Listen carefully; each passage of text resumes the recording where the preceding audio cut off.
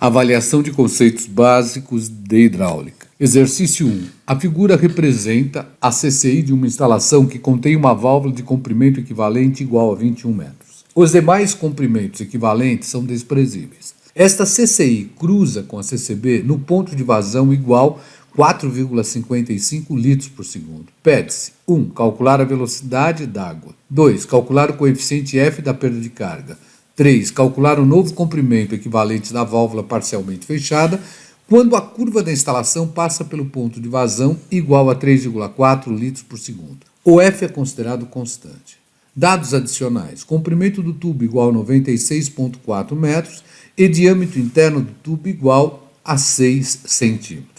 Por onde começar? Definindo o ponto de trabalho. Lembrando que esse ponto de trabalho é definido no cruzamento da CCI com a CCB. Está aqui o nosso ponto de trabalho. Vamos definir também a nossa carga estática. Está aqui a nossa carga estática. A carga estática é definida na CCI quando a vazão é igual a zero. A vazão do ponto de trabalho foi dada, 4,55 litros por segundo. Então não haverá necessidade de descer e ler a vazão do ponto de trabalho. Por esse motivo, puxamos simplesmente uma horizontal para a esquerda e lemos a carga manométrica do ponto de trabalho, que no caso vai nos dar 32 metros. Subimos uma vertical até a curva do rendimento, puxamos uma horizontal para a direita e vamos ler o rendimento no ponto de trabalho, que vai nos dar aproximadamente 69%. Agora, a carga estática lida no cruzamento da CCI com o eixo das ordenadas. Ela está nos dando 12 metros. Com isso, nós completamos o nosso ponto de trabalho. Temos a vazão, 4,55 litros por segundo, carga manométrica, 32 metros, rendimento, 69%, e temos a carga estática, 12 metros. No caso, não foi fornecida a curva do NPSH requerida em função da vazão, então não dá para determinarmos essa situação. Vamos calcular a velocidade, no caso, a velocidade média, isto no ponto de trabalho, ou seja, para a vazão de 4,55 litros por segundo. Basta lembrar que a vazão é velocidade média vezes a área. Ora, consideramos a nossa vazão em metros cúbicos por segundo. Pegamos o nosso valor dado em litros por segundo e dividimos por 1000. Igual a velocidade, vamos considerar o conduto de seção circular e forçado. A área da seção formada pelo fluido coincide com a área interna do fluido, área considerada como superfície livre. Vamos calcular essa área como sendo π vezes 0,06 ao quadrado sobre 4. Ora, o 4 passa para o primeiro membro multiplicando, π vezes 0,06 ao quadrado passa para o primeiro membro dividindo. Desta forma, nós vamos obter uma velocidade média aproximadamente 1,61 metros por segundo. Respondida a primeira pergunta. Vamos agora lembrar do conceito da CCI. Lembrando que no ponto de trabalho nós já temos o HB e temos a carga estática. A CCI será sempre HB, a carga que o fluido necessita para percorrer a vazão, com a vazão Q, igual a carga estática, que é o termo que não depende da vazão, que é definido pela cota final, menos a cota inicial, mais a pressão final, menos a pressão inicial sobre gama, mais a perda de carga que eu tenho. Ora, se eu considero no ponto de trabalho, eu vou pegar o HB do ponto de trabalho e vou ter a perda de carga no ponto de trabalho, porque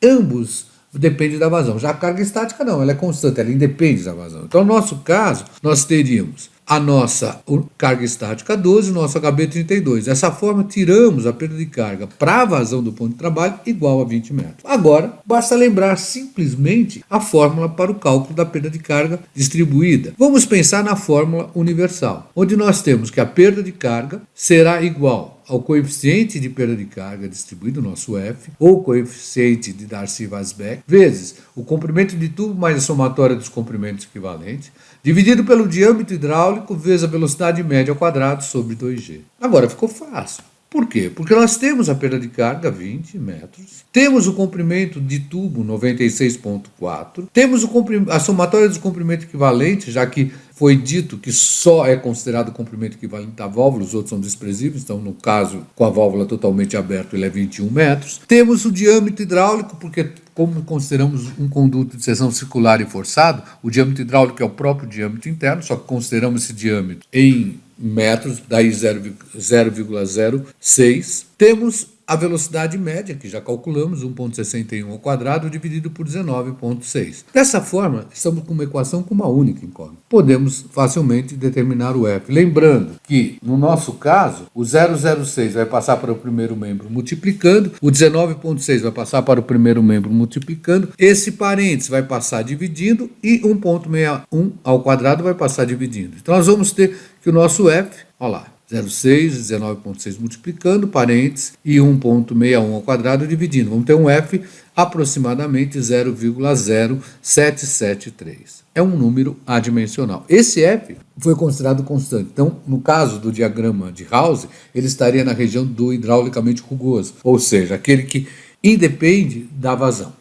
Vamos partir para a terceira pergunta. Calcular o novo valor do comprimento equivalente, fechando parcialmente a válvula, para que a vazão caia para 3,4 litros por segundo. O F está sendo considerado constante. Vamos ver o que muda. O que vai mudar? O comprimento equivalente automaticamente da válvula mudou porque estamos fechando. Se mudou a vazão, vai mudar a velocidade média. Então nós teríamos que a vazão seria a velocidade média vezes a área é a mesma, mas a vazão é outra. Tiramos nesse caso 4 vezes a vazão em metros cúbicos por segundo, o π 0,06 ao quadrado. Tiramos uma velocidade média na ordem de 1,2 metros por segundo. O que vai mudar? A CCI. A CCB não mudou. Vai mudar somente a CCI, porque fechando a válvula eu vou ter um aumento de perda de carga. Então eu vou marcar o 3,4, vou subir uma vertical até cruzar a nossa CCB, porque a CCI vai passar agora por esse ponto de trabalho. Vou puxar uma horizontal e vou ler o meu HB do ponto de trabalho para essa situação da vazão de 3,4 litros por segundo, que no nosso caso está dando 44 metros. A partir daí, lembro que o HB é a carga estática mais a perda de carga. Então eu vou ficar com 44 igual a 12, carga estática não mudou, mais a nova perda. Essa nova perda, nesse novo ponto de trabalho, com a vazão de 3,4 litros por segundo, vai nos dar 32 metros. Volto para a fórmula universal, tenho a perda, 32, tem o F como foi mantido constante, comprimento de tubo constante, o novo comprimento da válvula, já que os outros são desprezíveis, o diâmetro hidráulico, que é o diâmetro interno, 2G, e a nova velocidade, que nós calculamos, 1,2 metros por segundo. A partir daí, o 0,06, 19,6 passa para o primeiro membro multiplicando, o 0,0773 e vezes a velocidade ao quadrado passa dividindo.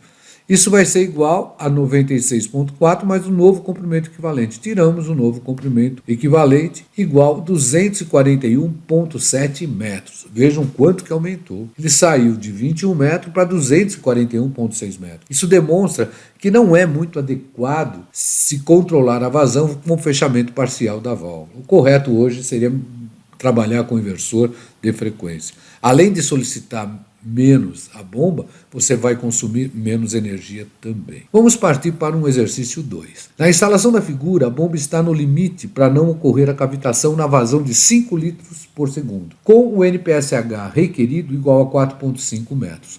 Calcular o comprimento total máximo antes da bomba para essa situação.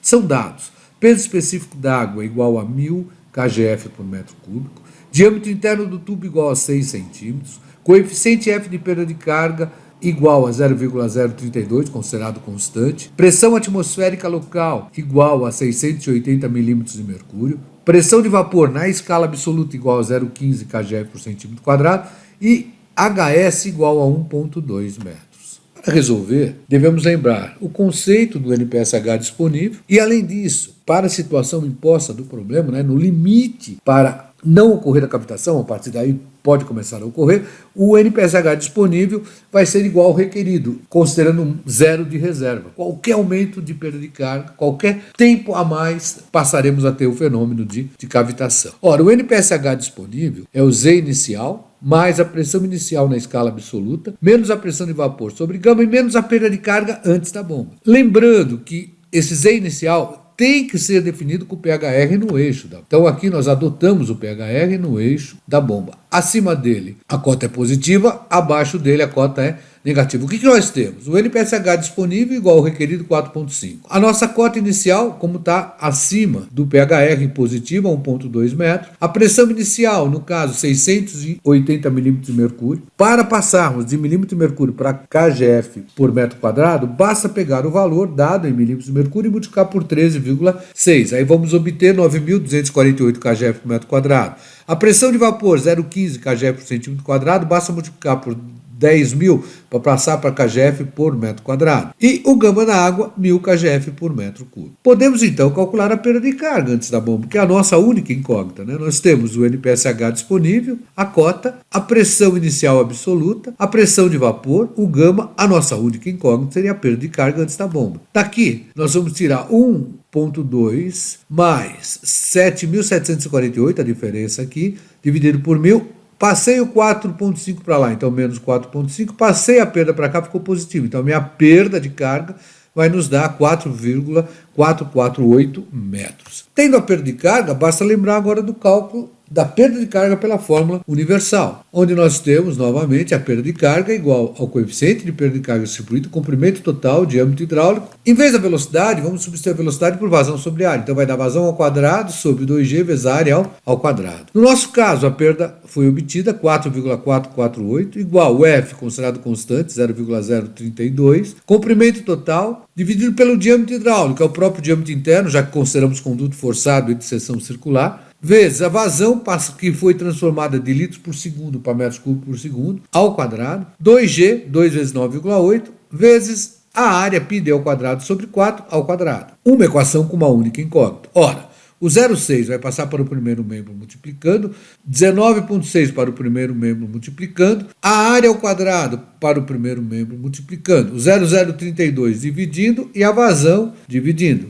Daí nós vamos ter a determinação do nosso comprimento total. Está aqui, olha, perda, 0,06, 19, a área ao quadrado, o F e a vazão ao quadrado. Tiramos o nosso L como sendo 52,3 metros. Conceitos básicos para que eu possa desenvolver um projeto de instalação de bombeamento. Qualquer dúvida, entre em contato com raimundo.ignacio@escoladavida.eng.br. Não esqueça de clicar lá no joinha e se inscrever no canal Alemão McFlu Resolve. Dessa forma você me ajuda a dar continuidade a esse projeto. Bons estudos!